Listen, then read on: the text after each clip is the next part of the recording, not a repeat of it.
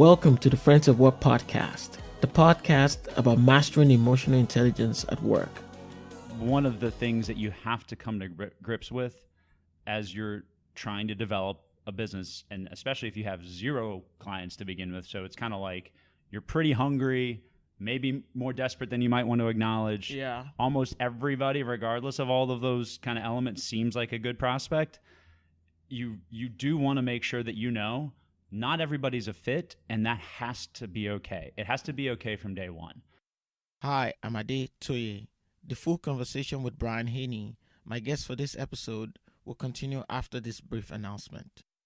In the coming weeks, the Friends of Work podcast with Toye will be bringing you even more exciting guests and events.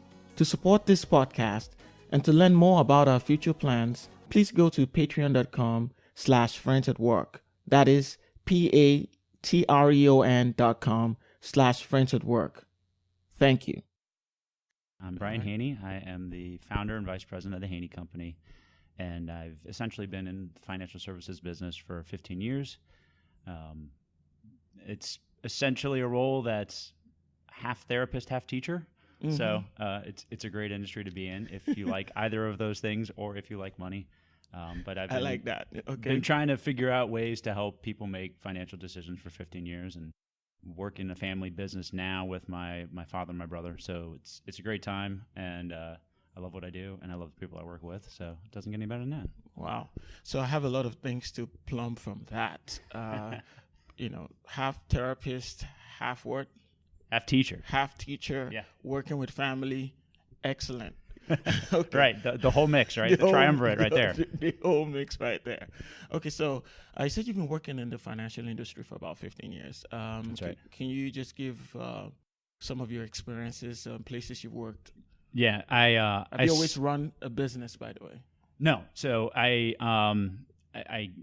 in full disclosure, my bachelor's isn't actually in journalism. So I initially thought, collegiately speaking, I was going to be the next Tony Kornheiser, some sports writer or something like that. And so coming out of college, I wasn't even, finances, insurance, investments, none of that was on my radar. But it was a period of time when, and geez, this makes me sound old, but when, before the literally online journalism and writing was really starting to take off, if you can believe that. And so as I went out to, test the waters of the journalism field, there was just nothing that was remotely appealing or could afford me to even live in a closet in DC. So I had to broaden my horizons. My father has always been in the financial business and was running his own insurance company at the time. So he opened a couple doors for me in other markets, a couple in associations, maybe a nonprofit, and then there was an opportunity to. I got interviewed at a bank, which was First Union Bank at the time, for a roving licensed banker position. That was the official title. No idea what that was all about, but they were very intrigued by the fact that, growing up, I was a paper boy, if you can believe that, from the time I was 8 till I graduated from high school. For some reason, that was impressive. I was also for the job, right? Yeah, I guess if you're willing to get up that early for that long, you're either crazy or you figured something out, or a little of both, probably a little of both. And they also liked the fact that I had founded a fraternity in college and that I had been a personal trainer. Okay. So none of those things congealed to me, but to the person who was hiring me at the time, he said, it showed him that I was willing to pretty much work hard, do anything, and that I had sales aptitude. And I never really thought about that. I think mostly tied in with the personal training part of things. So I was hired to be a licensed banker and fell into it, was trained by a fantastic, probably one of the best mentors I could have had for that stage in my career. Mm-hmm. Fell in love with banking, finance, and just the idea of helping people financially. And, was very fortunate early on to be successful, to grow and to pursue as much success as I could in the bank channels. Ended up being a 5-year period of time at 2 different banks, and got my insurance and securities licenses and got into a little bit of private banking, business banking. So I was able to really kind of get a 5-year period of time where I got a broad exposure to the world of finance and a great foundation. And then the banking industry was starting to change, and the jobs and opportunities and kind of the career pathing that I had anticipated going down started to evaporate for a variety of reasons. And it was as much the industry as it was anything else. And so I kind of made, a less than planned decision to jump out and to, seek an opportunity to build my own business. So after 5 years in banking, I moved to a firm at the time that was an agency of Mass Mutual. And that's really where I started to build my own financial practice and, get out and take advantage of relationships that I had developed for 5 years in banking. But really now this is where I actually own those client relationships. A lot of times in banking, people will walk into a bank because it happens to be there on the corner. Yeah. So it's, you can develop relationships in that environment, and I did. But the stickiness to you, quote unquote, it can be there to a certain extent, but frankly, if you hadn't been there, they may still have that same relationship. They would have with connected whoever. with somebody else. Exactly. So, this was really where all of these clients, it was about me, what I could do to really plug into their lives and into their financial situation and find value in working with me. And so it was about the relationship. I mean, that's really where the shift in terms of what I was doing to develop myself professionally happened. And I was taking some of the best training and knowledge I could have probably gotten in 5 years' time. So this is a good segue into what I want to hit me with it. Push into next, which is relationship management. Yep. You excellent stuff about your experience. I mean, I can see from what you've talked about and your different experiences that relationships have played a key role in moving you from 100% from step to Always. step, or within the idea of growing your own business. You're building relationships. You use the word teacher at the top of our conversation. Yeah. And I want to ask more about your business processes now that I know you're in what you were about to talk about. You were about to talk about stepping into your own business, right? I've done a little business myself, and I've been working now for almost 2 decades, if you can believe that. And I know there are great people, and there are great people you don't want to work with. That's right. Yeah.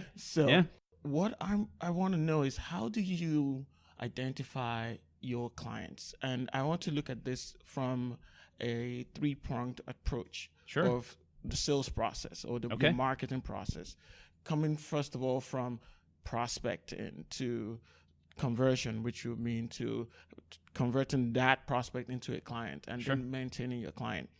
I like us to look at each one of those points, right? Sure.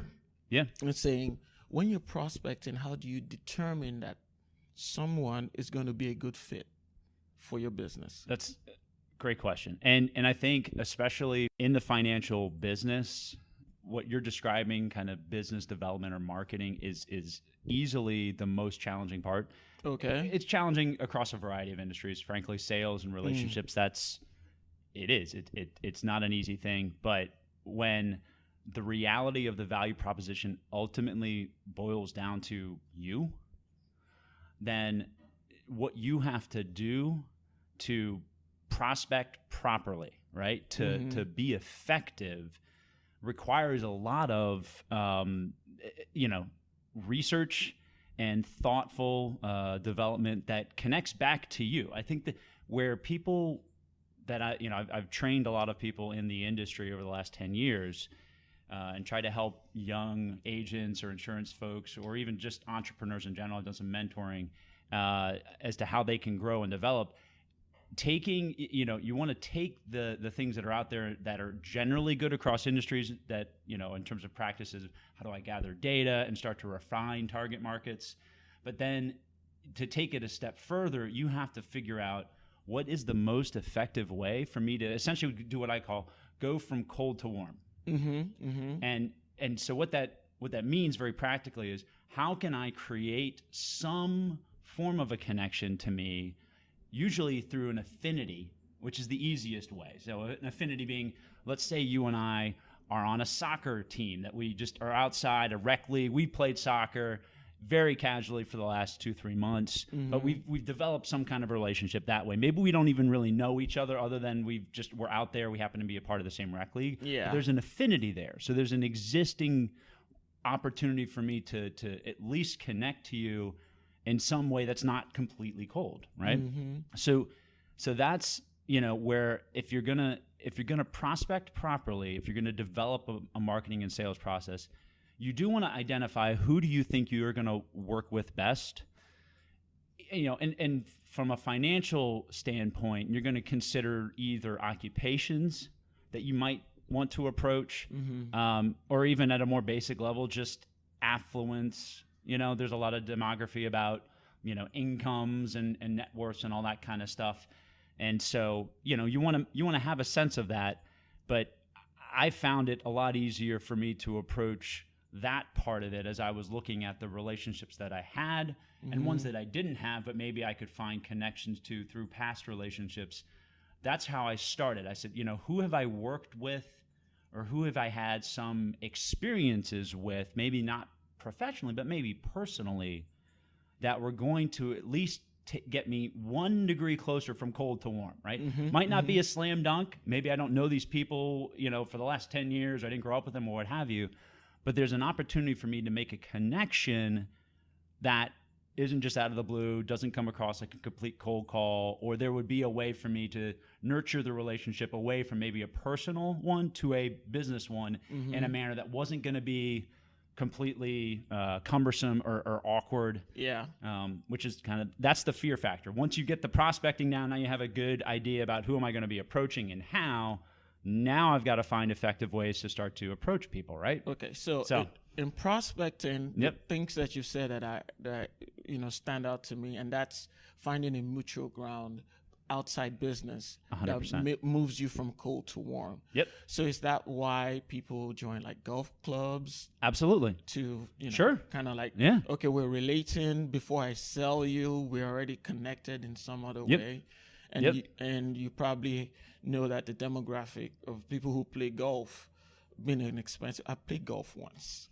Yeah, I was hitting the ball in one direction, it was going the other direction. Well, that happens a lot, so don't feel too bad. I've done that too. Yeah, it went okay, but one thing I can say, it's an expensive sport. It is. It's not cheap. That's correct. And so people who can play that regularly probably have some, decent amount of money, or at least they're not struggling, I would think. Usually not. Yes. Usually not. Yeah. So, and I suspect that's why a lot of people in finance also play golf, because I've noticed that that's a trend for people who. That's true. Yeah, that's fair. In finance. Yeah. Okay, so it's one of the things I would like to quickly get to in prospecting and in this. When it comes to relationship management, generally speaking, everybody knows about. I think most people know about good relationships, at least with your mother. I mean, if you don't have anybody who likes you, at least there you go. Most likely your mom will like you, right? Hopefully, yeah. Hopefully. But what I'm looking out for is that in that prospecting relationship, how do you cut out somebody who might have the right financial the right financial picture that you're looking for, but somehow your values still don't gel? And you're able to, have you been in that sort of situation? You're like, yes, this person has got the money, is probably can use my services, but I've heard enough about this person or about how their business practices and values that I don't want to do business with them.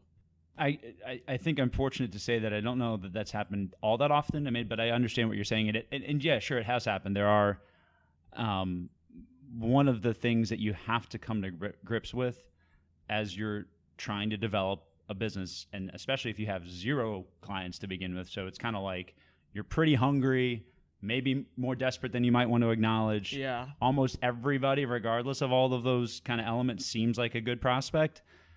You do want to make sure that not everybody's a fit, and that has to be okay. It has to be okay from day one.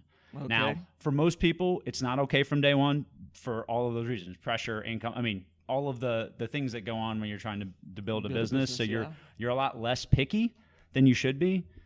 But the reality is, because the real actual value is only going to go back to you, right? And how you work, not just what you do, but how you do it, then the ideal clients have to appreciate and value that too. Okay. Now, that doesn't mean that, everything I believe, whether it's spiritually or personally or whatever, we're not going to have all the same boxes checked. And I don't want to, I'm not going to not work with somebody just because we don't go to the same church or, there's, there's things that are, that, and maybe that's important for some people, but for me, I wanted it to be something where you weren't doing anything overtly wrong, obviously. I'm not going to work with somebody that's doing anything wrong or illegal or practicing their profession in a manner that I didn't feel was appropriate. I can't say that I've run into that many folks. Then it's going to be more of a function of, well, what is it that you're perceiving to be your need, and how do you want to have a financial relationship? And that's probably where the rubber meets the road a little bit more tangibly. And that's where, if somebody's just looking for really, a personal version of what they are going to otherwise do online, if they're not really looking for a relationship, they're looking for somebody to provide them a service or to check a box or to, just fill a need, fill an order. Kind of like a commodity situation, right, rather than a service. That's not a good fit for me. And frankly, it's not really a good fit for a lot of people that are trying to be in a relationship business. If somebody doesn't want a relationship, it's kind of like dating, right? If they don't really want to date you, figure that out real soon before you spend a lot of money, time, energy, and effort only to come to the conclusion that the other person you thought you were growing fond of really just like getting free meals, right? That's not a winning relationship. And yet, absolutely, as silly as that sounds, that's the same thing that can happen in the financial business where, you're working your butt off to do whatever it is this person wants. And the reality of it is that they don't have the same level of value or appreciation for what you're doing for them because they don't see the relationship that way from day one. So you want to avoid that. And that's where your process of engagement, the way that you approach somebody matters, because you want to kind of sales process that I've had the most affinity for is called Sandler. And one of the things that it talks about is, you get to the know fast. It's a process of qualifying somebody through disqualification, which seems counterintuitive, but that's the whole point. So we want to figure out if it's not a fit and why, and that's kind of your focus. You're almost assuming it's not going to work out, and then if that assumption then turns out to be incorrect, well, the obvious answer is it was going to work out. So it's great. But I'd rather figure that part out fast, early, soon, and that's fine, because then I'm moving on. If it's already going to be a no, let's figure that out right away. So you're not spending your energy, on a relationship that's not going to go anywhere. Yeah. All right, great. So can you quickly touch on just the two other parts when you conversion to clients and in maintaining clients? Maybe I should rephrase that so that you can handle, address the question better. Have you had clients that after you prospected them and they became your clients, you realized that they were not a great fit? Yes. Okay. Yeah. And so, in however terms you want to talk about that, can you share some of the lessons you got from that? Sure. I've had to refine my process over the years, as anybody has, and I think the learnings that I've had, the missteps that I've had, is I can identify and would probably attribute those situations to not maybe sticking to what I knew was really the best fit. Taking on somebody either knowingly that it wasn't, what I do and what I want in the way that I work with people and what this person, where they were in their needs, it really wasn't always going to work. But maybe I was stretching either because, maybe it was a referral from a really important client and I wanted to make sure that everybody gets a good experience. Or maybe, I was taking on an opportunity that kind of maybe another professional had left and I was kind of acquiring it. So it wasn't, it was kind of handed it instead of I went out and found it. And built it yourself. Yeah. And even maybe sometimes, if I fell short in having doing a completed process So, and what that looks like is, everything about either success or failure is always on the process of engagement. How do I, am I comprehensive? Am I consistent? And am I setting expectations that the way that we're going to work is going to be on a comprehensive basis, that I'm not coming in just to do one thing, that, I'm going to be your consultant, but I have to be given at least full view of your entire financial picture for me to make any kind of effective decisions or help you in any way. And if you're not going to do that with me, I can't really be effective for you. A doctor's you're not going to walk into the doctor's office and say, my knee hurts. He doesn't ask you any questions. He just writes you a prescription for pain medicine, right? That doesn't work. And that's malpractice. Well, if I don't take the same approach as a financial professional, I'm committing malpractice too. So sometimes if I either underemphasized or failed to really address some of the other components and maybe took on what I call a single serving relationship, meaning a client that really just ended up doing one thing and wanting one thing and maybe needing one thing. Those are the areas where it wasn't as beneficial, I think, long term, or it became something where, it wasn't a fit. I mean, it just, and you can't necessarily always see that up front sometimes. But that's kind of how those play out. I didn't stick to, my process completely. And it hasn't all been bad. And, there are certainly ways that even if you find yourself in a situation where you have a client relationship that's still not a good fit, if you have good relationships in the marketplace, you can still make sure that they get taken care of. Yeah. And, I still go to bat. I don't look at any client based on just how much, either revenue they generate. I mean, they're all on a level playing field in terms of how we're going to approach them. We're going to give them all the same level of care. So, if I've made a mistake, that's my mistake. It's not theirs, and I'm not going to let them suffer for it.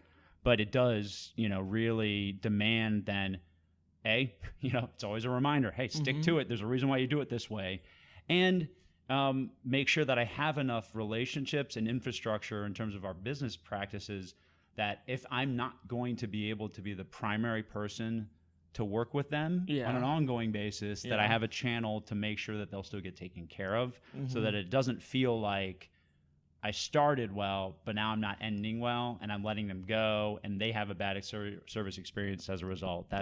That's equally important. You don't want them to live with a bad taste, and which is potentially a reputation killer in the market too. Yeah. So this leads me to ask about, you have a client, okay, and this client has been great. Yep. And then they start, for some reason or in a situation, they start making really irrational demands or behave in a way that is unexpected. How do you deal with that? Because, to not sound so academic about it, I've in thinking about this particular area, I've looked at some other industries, right? Sure. Where, particularly in commodity service, if I can say a graphics designer, sure, you want this person to do X, Y, and Z, and when the client comes in and makes the weirdest demands, even some pretty rational demands, and you see that across businesses and across industries. And it's usually in those situations where you don't understand why the client is asking for what they're asking, or even they don't seem to know why they're asking what they're asking. Yep. But it also throws your relationship, a curveball that you weren't expecting. Sure. How do you deal with such, or have you experienced a situation or situations like that, and how have you dealt with them? Yeah, no, it's a great question. I have experienced it. I wouldn't say, maybe I wouldn't categorically indicate that it's maybe irrational, but it's outside the norm. Or what it can be more common is they're asking questions that knowing them for as well as I do, I can tell automatically it's not coming from them, right? They haven't been up at night thinking about, hey, I got to give Brian a call and ask him this question. Those are situations where usually, and this isn't universally the case, but usually it comes from one of two places. Somebody else either a friend, a coworker, or maybe another advisor has started to talk to them and is, either trying to earn the relationship, or, if it's a friend, maybe they've had a certain experience and their financial person or whatever they're doing is different, and they feel very strongly about that. And so they're just having that kind of a conversation, and it's at least provoking enough for that person to then bring it to me and want to have a dialogue about it. Sometimes, the reality is, unfortunately, even in my industry, there's probably more bad information, at least from general information channels, media channels, even online channels. And I don't want to say bad in that there's an intent for it to be bad in the sense that it's not produced in a way that's designed for a broad audience to really know how to apply it individually. And that's the problem. It's mass produced. And it's also, the reality is, media, the news is a business, at least in the United States. Yeah. News is not about, we report and you decide anymore. It's not that way. It's a business. It's about viewership. So a lot of things are packaged intentionally to be emotionally provocative, to whether connect to, and usually negatively emotionally provocative, because that's a lot more capturing than positive emotions. They understand the psychology as much as we do. So you're going to have stories that maybe contain good truth nuggets or have some information that is worthy of people's consideration, but it's wrapped in such a way as to get them upset or to think that they're not doing something right, or why would you do this financially? That's wrong. So it's not uncommon, because just there's a lot out there, and those situations as they happen, I always go back to, frankly, one of the biggest reasons why I earned the client in the first place, and that's I don't assume anything. I may know exactly what's going on, but I assume like I don't know anything, and I just connect to them. I take Stephen Covey talks about it in his 7 Habits, empathic listening, listening with the purpose of understanding that person, not the words that they're saying, not what I think they might be thinking. I have to check myself. Completely. And I say, oh my gosh, Toye, thanks for bringing that up. That's a great question. It's not something that I think we necessarily directly talked about. Just tell me, where's this coming from? I'd love to hear more about, why you're asking this, and just spend time being in their world, which the best thing that does, it reinforces why we have a relationship to begin with. Because you're not working with me as a professional because I know everything. That's not my value prop. I'm not the guy that knows everything. It's, I understand you the best, and I help you understand what you're trying to do the best.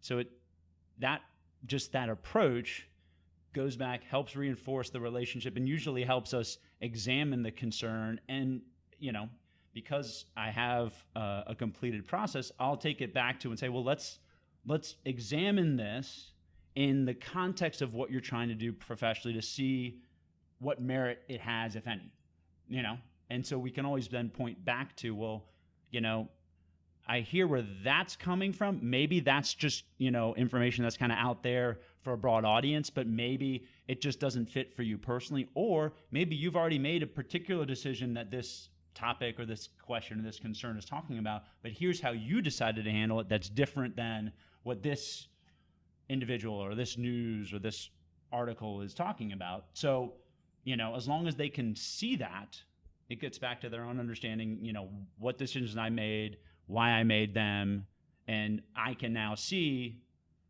that this doesn't work for me personally, not just, everybody's supposed to do this because Susie Orman said so, or, Joe Blow on talk radio was telling everybody to buy gold, right? There's just a lot of stuff out there. Yeah, so. I like how you talked about Stephen Covey in understanding this. I think he said something like, seek first to understand, right, and then to be understood. That's right.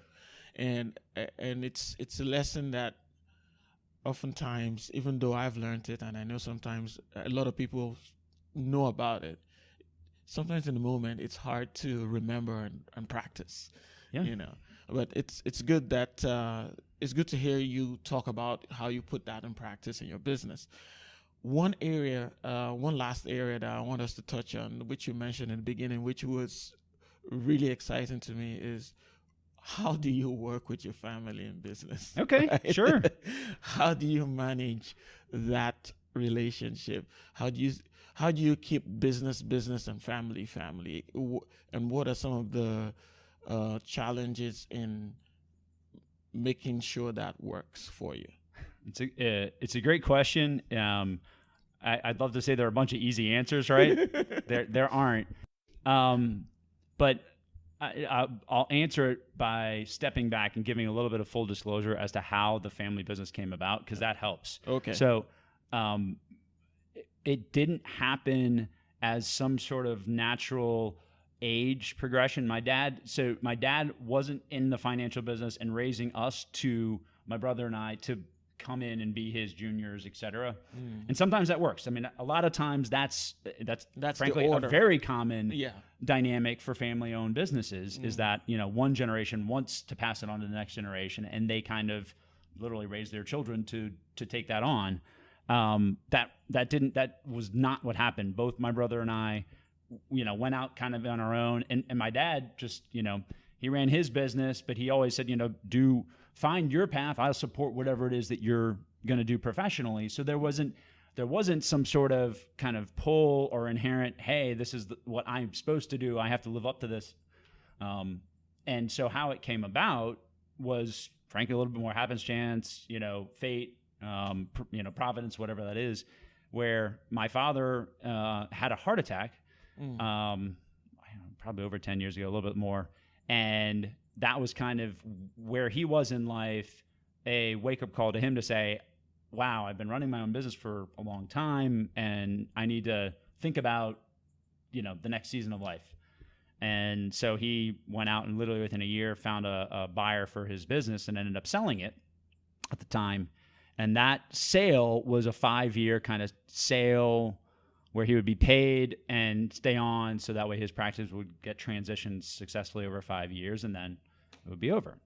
And, that was around when I was just starting to get my own independent financial practice going. So, at the time when he went out to sell his company, where I was professionally, we were definitely at the opposite ends of that kind of business life cycle spectrum, right? I'm just getting started building something, and he had built something and was selling it. Yeah.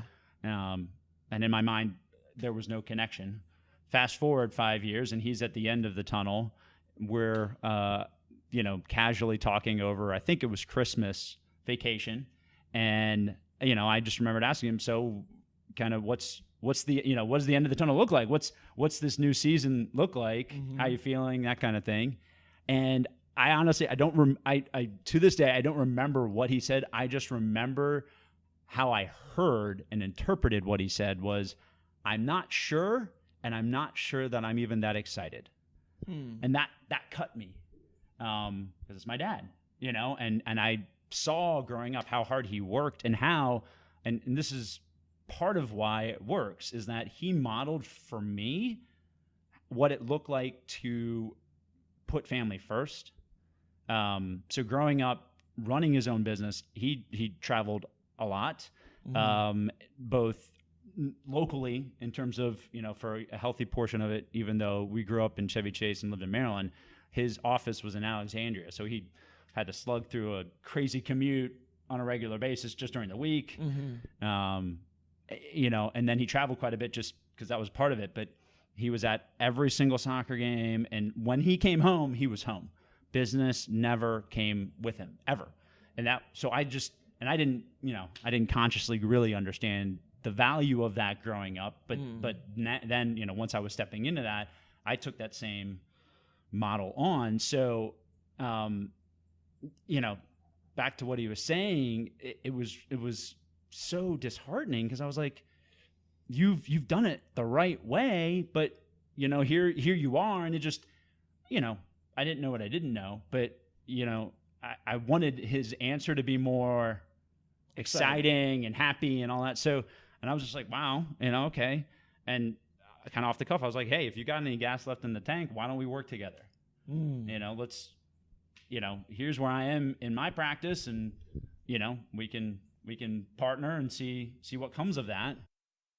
Not very thoughtful on my part, other than I'm interested in that opportunity. And he was like, okay, and that was literally the genesis of the company. And we rolled up our sleeves and began to try to work out how that was going to happen. In short time, made sure that we created a partnership and get the company. Since he had sold everything except one part of the business and the licenses, we were able to license things, get a company entity back in place, and fast forward to now, we survived a 3-year non-compete, have reacquired a lot of the business that was sold, and brought my brother on board, which was another part of it that, my brother went out, and he and I are totally different. I mean, you just, A, we look different, B, you put us together in a lineup, nobody's picking us out as brothers, and that's fine.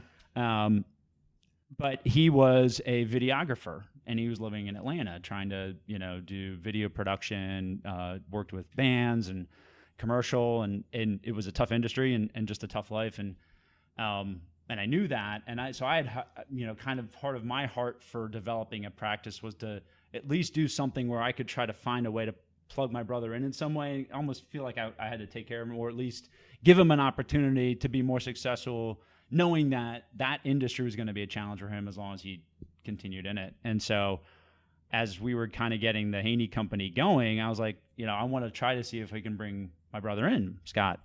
And my dad said, okay, call him and ask him. And he was betting that he was going to say no. So he's like, I know Scott, I know what he does. He may not be making a lot, but he loves what he does, and he's living in Atlanta. He loves Atlanta, so the chances are slim. And I called him up and said, hey, will you join us and work with us? This is what we're doing. And he was like, yeah. I don't think he really thought about it, but he's like, yeah, okay.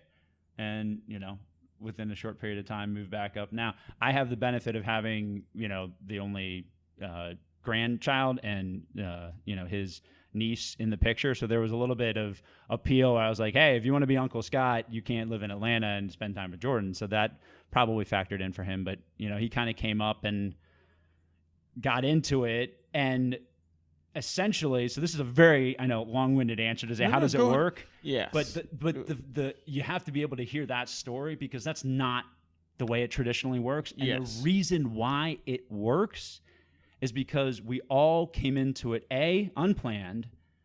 It was kind of the convergence of providence, right? The right time in everybody's life. Where I was going professionally, I realized I had kind of hit maybe a ceiling, or at least a plateau point, where I didn't know how I wanted to continue to grow my practice. It's a hard thing to figure out. It's an industry where you got to kind of, you're mostly developing relationships, and if you're either specializing one thing, then it's easier. But I was a more generalist, building a lot of relationships, so it was harder for me to kind of see what's this financial business going to look like. Having a partner who had done it and had a model that we could now develop was perfect. My dad, obviously, for him, it was just a great season of life. He's like, there's no better retirement plan for me than to work with my sons. For my brother, he was at that time, struggling and burnt out in the industry, and also wanted to have the opportunity to spend more time together. So that brought us together, and also we came together then as peers instead of just members of a family, and we kind of have treated one another that way. So we each have taken on the roles that we need to professionally, and keep that pretty tied up, so that way we're not kind of falling down on the family relationship. When it comes to business, we're all business professionals doing our roles, and so we stick to that. And because we all get along and had get along, we all respect one another, that works. Sometimes you can play the role, but if you don't respect or you don't get along, it still ends up bleeding into the relationship. But we've had a great family dynamic, and we, both of us always got along with our dad. So, now it's really good. And, but it's challenging in that we all have the same belief. It's always going to be family first for us. That's how it is for our business. So, if anything happens in any part of our family, we're going to put the business aside to make sure the family gets taken care of. And those are the only times when, things can get challenging just in terms of a balance, but that's the right balance. I mean, business always is going to come second. Family always comes first. So that's how it works. And hopefully it'll keep working. And, been good so far. 5 years. 5 years. We've all been doing this together. Yeah. Excellent. I can't believe I'm saying that. Makes you sound really old. Yeah. Thank you for listening to this episode. You can support this podcast by going to patreon.com/friendsatwork.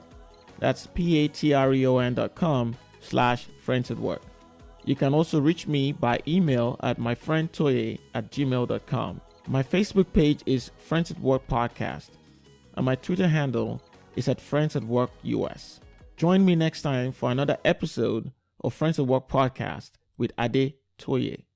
Bye for now.